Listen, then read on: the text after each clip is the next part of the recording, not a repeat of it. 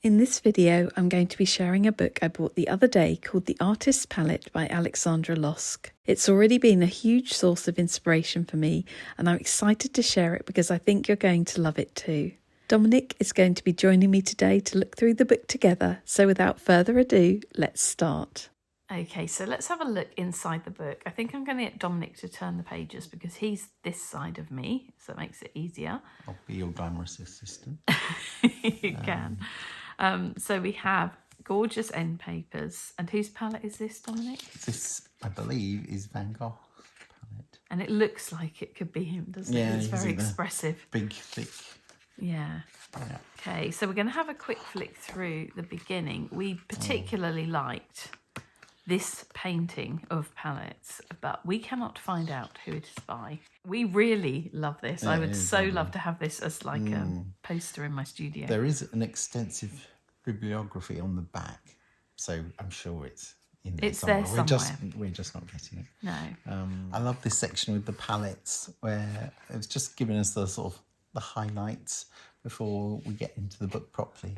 But you have this with the proportional representation of the colours? Yeah, so basically what they have done in this book is they, as well as looking at the artist's actual painting palette, they look at a specific work and then they take that work and they break down the colours into these graphics. So proportionally you can see the colours they used. Does that make sense? Yeah.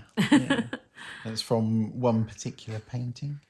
Yeah, it's from one particular painting, and this is why I feel like this book is so valuable as well, because you could just use it as a colour palette inspiration book. I love this page. This still life is very... it's very Dominic. It is. This could be on my desk. It does. It actually looks like it could come from your study or something. So on the contents page, they've broken up the palettes into different sections. And so you have them by date. So it starts with pre-1870 tonal palette. And then 1871 to 1900 is the dynamic palette. I love that title. And then probably my favourite era, the experimental palette, and then the liberated palette from 1931 to the present day. And they've kind of just described in like a sentence what each palette is like. So, for example, they have Rembrandt, a limited palette of liquid shadows. I love that. Vincent van Gogh is a visceral palette. And I love Edward Hopper, a thin palette of haunted emptiness. Oh my goodness. And Lucian Freud's is a wild, fleshy palette. Yeah. We love the fact that Francis Bacon actually uses a plate as his palette. So his is called A Palette on a Plate. So the next part is the introduction, and we're going to whiz through that a bit because this is such a thick book and there's so much to show you. So we don't want to show everything. We're just going to pick our favourite sections, I think. I think so. Yes, I think that would be a good way. We'll be here all week. So we're going to whiz through a little bit, and we'll come back in a second when we've found the first palette that we want to feature.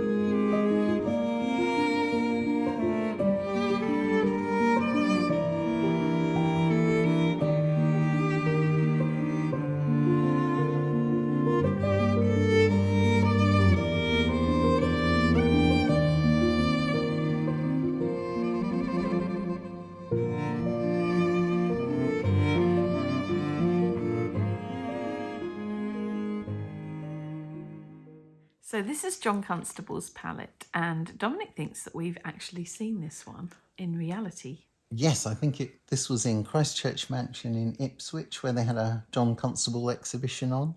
And I love that you can see all this patina on the handle where he was holding it. And it has this unusual, which we haven't seen, I don't think, on any of the other palettes, that unusual little thumb rest, so it's sort of ergonomic. Yeah. Do you think he's added that later?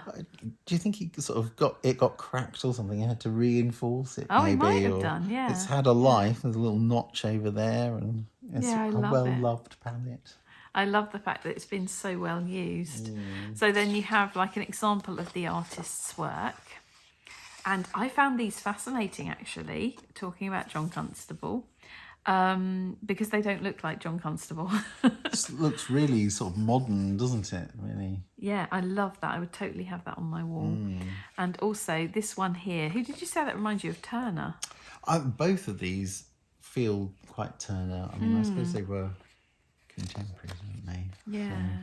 So there's the proportional representation of the colours used by John Constable in Dedham Vale displayed on the previous page. So it's from this painting that they've taken those colours. I really like that colour palette. This lovely little box of oil paints and varnishes. That's a really nice tin, isn't it? So the next palette is Eugene Delacroix, and I wanted to show this one because it's quite unusual in that it has everything in a very orderly fashion. Most of these palettes are really quite expressive and full of brush strokes, and this one, it's just been squeezed out and left. Do you think it's been used, or? I don't know, does it say anything? It just says this palette before 1863. And it's a chestnut palette. I love the patina on this palette, the marks and the knocks. But maybe just like if he was just doing a fine detail, he'd be taking a little tiny bit from each one. Yeah, it could be. I don't know.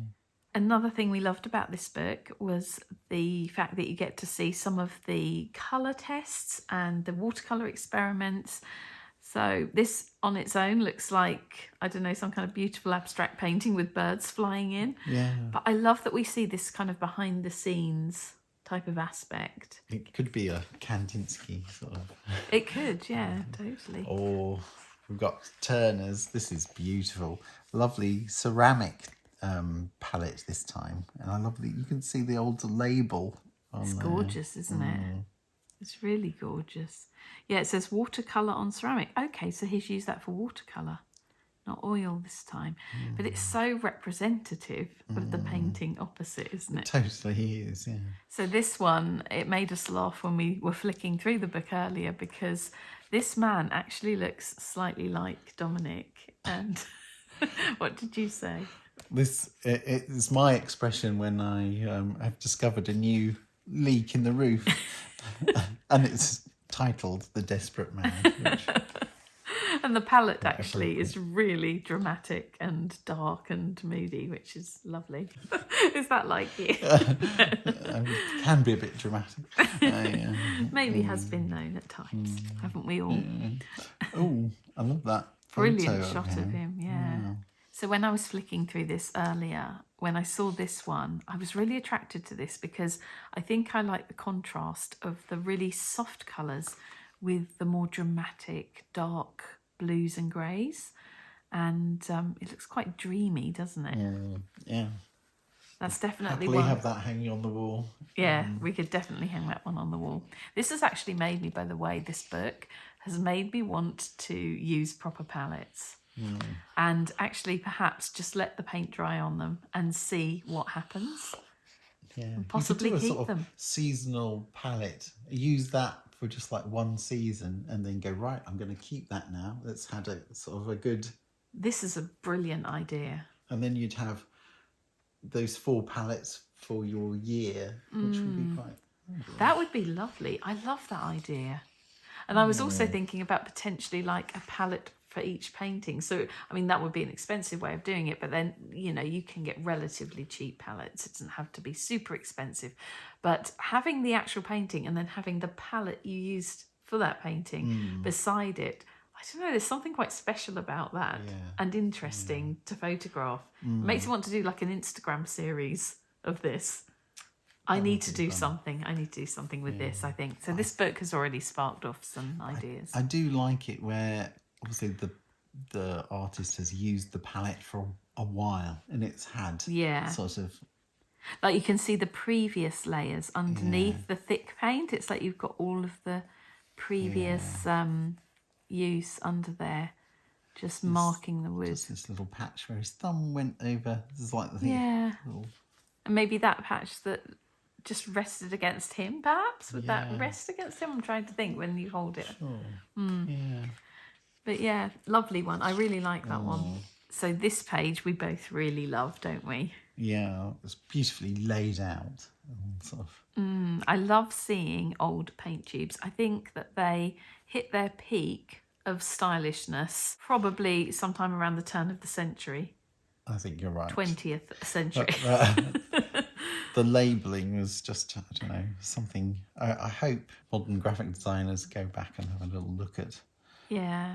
I think there are certain companies that are doing it, like Wallace Seymour, are kind of going back to this metal... I don't know what's made of, but this soft metal tube with the very simple labelling. It's so and the sort classic of classy. writing. It looks quite medicinal in a way, but it's sort of like a medical kind of thing, It does, really. But it's I don't know what's happened to this one. It got ran over. maybe trod on it, but it's a very well loved one. That one. It is, isn't it? But yeah, they're just so pleasing to look at. I love this little set as well. Which actually doesn't look like he really got into that. No, it doesn't look very well used, does it? Certainly not compared to some of these. Look at that one. Yeah. I love this. It's another ordered palette, but just how the shape of how he's got the paint laid out on it echoes the flower heads over here. And it's just... another one I'd very happily have hanging on the wall. That's a really unusual one, isn't it? The way it's been used and laid out. It's very ordered. Yeah, you can tell a lot about his personality, I think, from this palette. And it's a very ordered, still, sort of controlled painting, isn't it? Yeah, and the palette reflects that. So I didn't know much about Rosa Bonheur before. The Truthful Palettes of an Extraordinary Woman. And what do you think to this one, Dominic? It kind of does reflect that bird. It's almost like you can see the bird in it. Like. Yeah, it really... but like in the colour of the sky. Yeah. Do you see what I mean? Yeah, I hadn't really... Yes, now you've pointed it out. You can see there's like the beak and an eye and Isn't that strange? Just to mention, this is a beautiful shot of the studio. What an amazing room. My goodness. It's like a great big baronial hall. This is just so lovely, this palette here, where she's done a little painting of a deer. And she'd painted it for, did you say? It was her godson. It says down here, palette with a painting of a deer for Bonheur's godson, 1850s. Isn't that lovely? Such a lovely idea. Yeah, I wonder whether she looked at that and the mix of the greens on the palette looked like a little glade or something, and she thought she'd just add the deer. Little deer in it.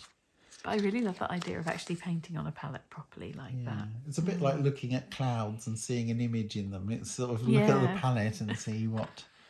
see what it needs. Okay, more luscious art supplies. So we have Winsor & Newton's Moist Colour. I'm glad they renamed that, I have to say. And also H. Jeffries' Artist's Colour Man. I don't know why I love the word colour man. Yeah, I mean, that's what they used to be called, isn't it? The people who mix the paint. Yeah. This is a really beautiful shot as well. Softness of that is nice. The dynamic palette. Okay, so we're going on to the 1871 to 1900 section. I tell you what I loved about Paul Cézanne's palette, as well as some of the others in this book, is that it has hinges. I found this is a new aspect of palette, so we hadn't really... Maybe a new obsession for me. For some reason, I love a hinged palette. I've got some old hinges I could shove on a palette. Should we chop one of my palettes in half and then put some hinges on it? A singing palette with dark undertones. It's brilliant. I love the way the paint is all like encrusted and so thick on this one.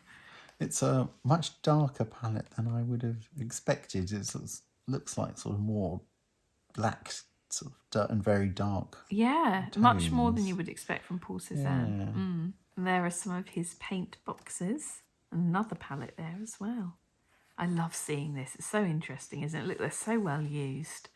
I tell you one thing that this book has encouraged me in over the past couple of days that we've been looking at it is that I tend to be somebody who is very precious sometimes with my art supplies. Like some things I don't mind if they get messed up, like my easel, for example, that I use for acrylic painting, that gets covered in paint and I'm fine with it. But for some reason, I try to keep my like palette boxes and so on quite tidy. And actually, it's far more interesting if they have a life, they use their battered, they have signs of creativity, I suppose. Yeah. And I think this sort of thing where, if something gets damaged or something, then it's like, oh no, it's got to be perfect. But actually, I love old things where there's a sign of an old repair or something, because someone's loved that enough to kind of not just throw it away, but just like, oh yeah, this is my favourite, colour, paint box. I'm going to just put a little repair, extra bit of wood on that and keep on using it. It shows that it's well loved. And also, if something is bashed around and it has signs of use, that's a beautiful thing. It shows that it has been loved and used and had a life. Yeah, and that's what that you need. Artist has used it. So I'm going to stop being so precious, basically. Yeah. I love this palette. It says a blurred palette capturing movement and light. And it actually is kind of reminiscent of the ballet dancers, isn't it? Absolutely. You can see like the little sort of, that's almost like a little tutu there. It's brilliant. It is. My brain's going, don't mess with my tutu. Don't mess with my tutu.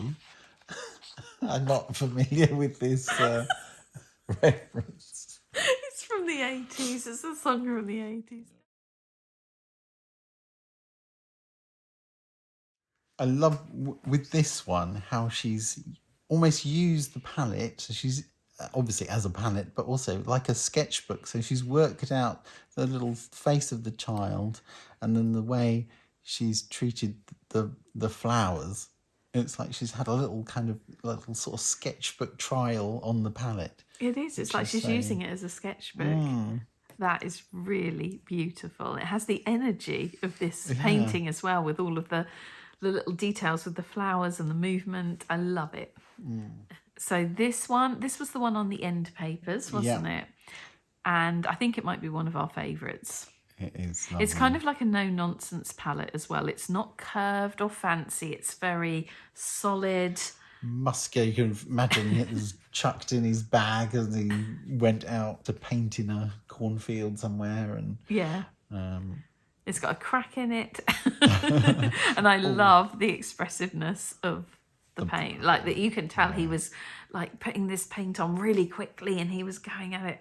I can just imagine him holding this and using it. Absolutely. The patina on there. This has been out in all weathers. This has been rain and candle wax dripping on it and all sorts of stuff. That was brilliant.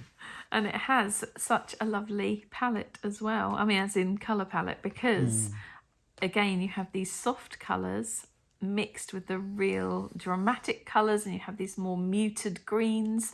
Actually, this isn't really reminiscent of how I think of Van Gogh's paintings, because I think of them as being much brighter than this. I actually really, really like this. I mean, I love Van Gogh's work, but the colour palettes I'm not especially attracted to, but this palette I am. Oh, sort of more muted kind of things. This is particularly fascinating where you've got Vincent van Gogh's letters to his brother Theo, and he was always talking about colours and what paints he needed and things like that in his letters. They're actually a very interesting. I'd recommend that as a good book. The Yellow House, where it has all sort of the correspondence between the two brothers. Oh, interesting. It's very enlightening. Yeah. Okay, so at the side here it says, in the section of the letter pictured opposite, Van Gogh requests 10 metres of primed or absorbent canvas and for several tubes of paint from, what does that say, Tasset and Lot, Rue Fontaine, Paris. He notes that Geranium Lake, Ordinary Lake and Carmine should be freshly ground. If they're greasy, I'll send them back. Well, that had standards. You've got to know what you like. In the section of the letter pictured to the left, Van Gogh includes a shorter extracted list, which he marks as being urgent. We've all been there. We've all paid for next day delivery. The colours on this palette are like a wonderful array of ice creams laid out. It looks It does look particularly delicious, this one, doesn't it? So here are some more of Gustave Moreau's paints, and we have the old-fashioned, I think they used to call these watercolour cakes, didn't they? Is that right? Because now we have pans, but years ago they would have cakes. I don't know whether they still do sometimes, but they would always have like these interesting, like almost like it reminds me of a wax seal where they've kind of stamped it.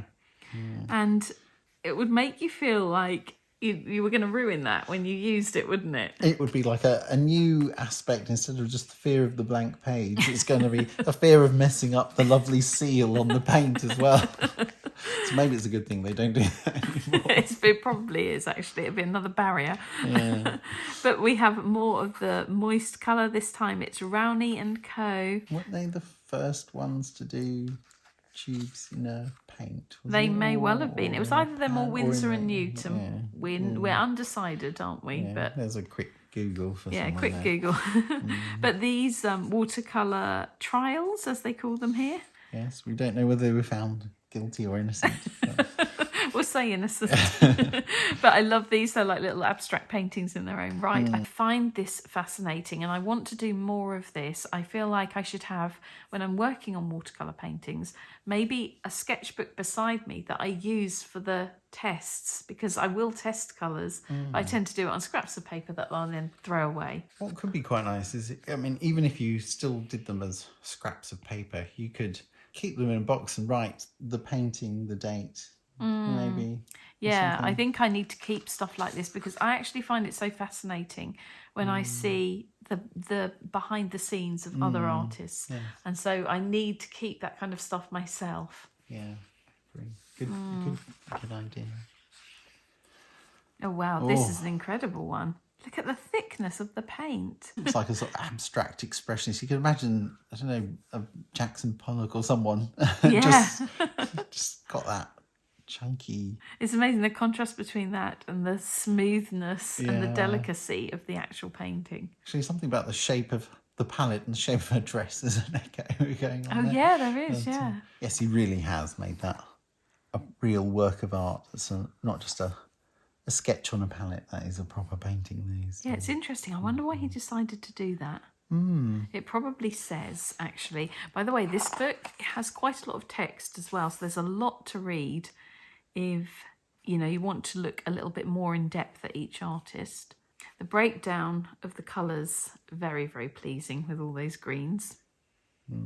Great photo of him there. That's amazing, isn't it? I love his beard. One thing that's quite interesting about this Georges Seurat's one is how he's laid this all out. It's sort of like an optics experiment, and how they were always really interested in how the colours worked together. And it just, I don't know, it feels more like a colour exercise than It does. a painter's palette just on its own. Like each dot there is interacting with each other, and that's how he... Yeah, and it's very interesting how he has the white. So for each colour here, he has a blob of white. So he's obviously making tints as he goes along. This is a really interesting way of laying out a palette. Yes, I haven't seen that. That's a bit more unique. So I think this one may be one of my personal favourite pages because it has nightscapes. Well, it has a nightscape, and then early morning after a storm at sea is what this one's called. And there's something just so dramatic about them. The contrast between the darks and the lights. Very atmospheric. Just love them. Love the palette. Love the paintings. The palette looks like it's had a bit of storm damage as well. It does. Maybe it got knocked out of his hand with a gust of wind. Dropped on the rocks somewhere. Yeah. And another thing I particularly loved about this section is that we have Winslow Homer's Seaborough Beach palette. I guess this is what he used at Seabarrow Beach. And I was talking to Dominic about this and saying how interesting, and I don't know, just that it adds something to have your name or have some writing on your palette. I just kind of feel like I should do something like that. Definitely. It's so special having something in the artist's handwriting, I think. Yeah. So you should. And I was wondering what he used to write that on there with. He didn't have a Sharpie to hand. I don't think he had a Sharpie. I mean, I could write mine in a Sharpie. Yeah. I might have a go at this, actually. Yeah. I think Winslow Homes palettes must have had a bit of a life, because this one looks like it's been broken. Yeah. Do you think he used old bits of broken wood, or they became broken while in use? This would be... He looks like somebody who was painting in a storm, or, bit of something washed up. It was like, oh, I'll use that plank. Maybe. I don't know. Yeah, maybe they had extra storm damage. I don't know, but it's interesting, isn't it? I need to find out more about him. Oh, now this is another artist I'm not that familiar with, and that could see that hanging in Tate Modern on its own. Definitely. And look at the texture of the paint. So we have these smooth areas, and then we have all this encrusted paint here. And then here it looks more like he's kind of jabbed at it. I mean, I've had paint jars that have had this kind of texture around the rim of them. Because it's where I'm constantly wiping the brush when I'm pulling it out. Do you remember that mug I had? And... it was the one with the cat on, and it had like the thickest kind of encrusted section around the rim of the mug. And it looked like this, basically. But here we have another hinged palette, which I'm very much enjoying. Did we say this was a Danish artist? Yes. I love his use of, how he's captured the light there. It's very calm, and it reminds me, it's like one of my first... childhood memories. Oh, lovely. But yeah, it's really calm and serene and just orderly, but very gentle. I love it. Yeah. It's interesting that the palette looks like that and the painting looks like that. Again, it's like this contrast. Yeah. The sort of mess of creation and then the calm. We're making order out of chaos. Absolutely. Reminds me a bit of Magritte. And that sort of still, but it's got lovely use of light. So we're on to the experimental palette section. So let's have a look at a couple of the palettes in this section, because I don't want to share the whole book with them. If they buy the book, then they want some surprises. Yeah. So I think you have to mention Monk. Symbolic screaming colours.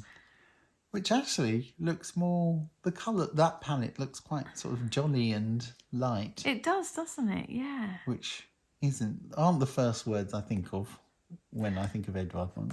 I wouldn't necessarily think that this was Munch's palette. More hinges. Yeah, more hinges, and also a really dynamic looking palette, which I was very much attracted to. This was one of my favourites. Remember when we were looking the other day and we were trying to decide which were our favourites? And I chose this one as one of mine because it's just something about the colours and the movement on the palette and the fact that it is this amazing design that I love. So Pierre Bonnard's is actually a paint box, and I don't know where he kept his paints because he seems to have used the entire thing as a giant palette. He's been mixing in there, and I like how he obviously started to just like almost do swatches of the palette at the top, and then we just got carried away, and it was like an explosion of colour and paint. It was fantastic. I think he got a bit distracted or something and gave up, and then just went, yeah, I'm just going to use this however. But I love these wooden boxes. I always really love these when they come up on eBay. We've looked at a few of them. I haven't bought any yet, but I really love the old artist's box, the vintage ones. Yeah. They just did things so stylishly, didn't they? They did, yeah. This has got to be a favourite of mine. Just the colours, and it's like an abstracted version of the painting, and it's just... It really is. There's something about this one that just makes me feel happy. It lifts you when you look at it, and there's a freshness to those colours as well. It's a lovely sunny day, and It's like I love Matisse's work, and which is interesting because I'm not super into bright colours, but he uses them in such a way that they're bright, but they're also soft. Does that make sense? How can that be the same thing? But I know exactly what you mean. Yes, it's hard to express. Yeah. These sort of very joyful looking The little flowers fish. and fish with this little bag. Yeah, there was a very good exhibition, Tate Modern, with Picasso and Matisse, and I've got the book of that. That was very worth a I need to have a at. look at that book. I love his outfit. The +4s. I was thinking of getting Dominic something like this. That would look quite good. This is definitely the look I aspire to. Oh, now Kandinsky. Now this is the palette on the cover of the book, and beautiful jewel-like colours. The colours are amazing. You kind of, yeah, I mean, Very representative of that particular painting as well. This is now we thought you could have a brilliant quiz game, match the palette to the artist, and this one would be probably the easiest one, I think. Yeah. So I love the idea of this game. it's always fascinating to see. This is Kandinsky's colours, because he taught at the Bauhaus, and so he did lots of different colour experiments, and there's a good interesting book actually on the previous page. But anyway, I love all of these old jars. It looks like a apothecary's sort of. It does. It's funny how sometimes it's like either chaos behind and an orderly picture, or a sort of seemingly quite chaotic image is and then comes orderly. out of order. I know, it's interesting, isn't it? But yeah, all the pigments, just really fascinating. I think there's another page in here where they show the artist's jars of pigment and so on. Oh, that's a lovely one. I love this painting with the little birds. Sitting having breakfast, looking at the birds. This is It sort says- of what we do. It is. It says a palette like bird song. Isn't that lovely? Oh, it's very poetic, this book as well. It's just... So in the Georgia O'Keeffe section, we actually have her watercolour paint box, and apparently she used Winsor & Newton watercolours. And again, it's all kind of beaten up, it's been well used, it's been taken out, it's been used in the studio, it's been used outside, she's probably travelled with it. Yeah. I just love that it's had a life. Desert. It's been in the desert. That's why they're all looking cracked and dried out. Yeah. But yeah, I really love seeing a paint box. There's something about an actual paint box that is so lovely. I love her style. Look at that. Yeah, she really dressed beautifully, didn't she? She had a real look of her own. So this is another one of my personal favourites because just the varying shades of green. It looks like nature to me. And there's something that's just so inspiring about those colours. Funnily enough, I'm currently working on a hallway at the minute, which we're decorating with some old vintage green wallpaper that a friend gave me. And I'm looking for a paint colour, and this area here would be absolutely perfect. So it's funny, the sort of inspirations you can get from this book might not always necessarily be just for art, but just they could be any creative, well. any interior thing. So this is going to be my interior mood board that I.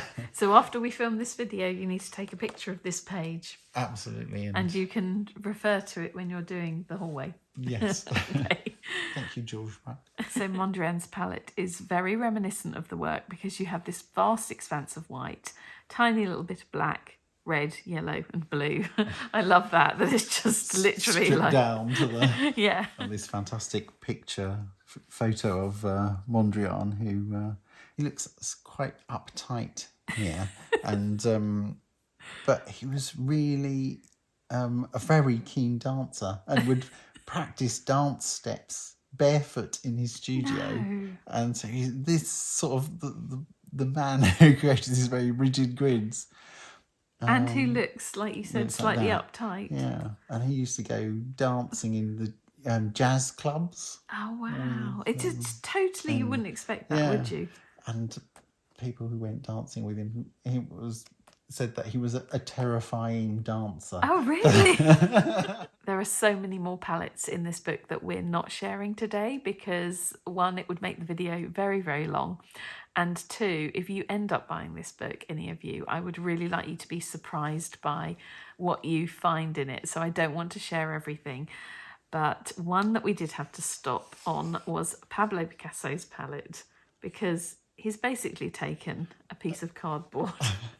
Grabbed an old cardboard box, cut the lid off, shoved his thumb through, and there you go. There you go, palette done. He just was interested in getting on with the work. He didn't care about the material the palette was made out of. He just needed something to mix on.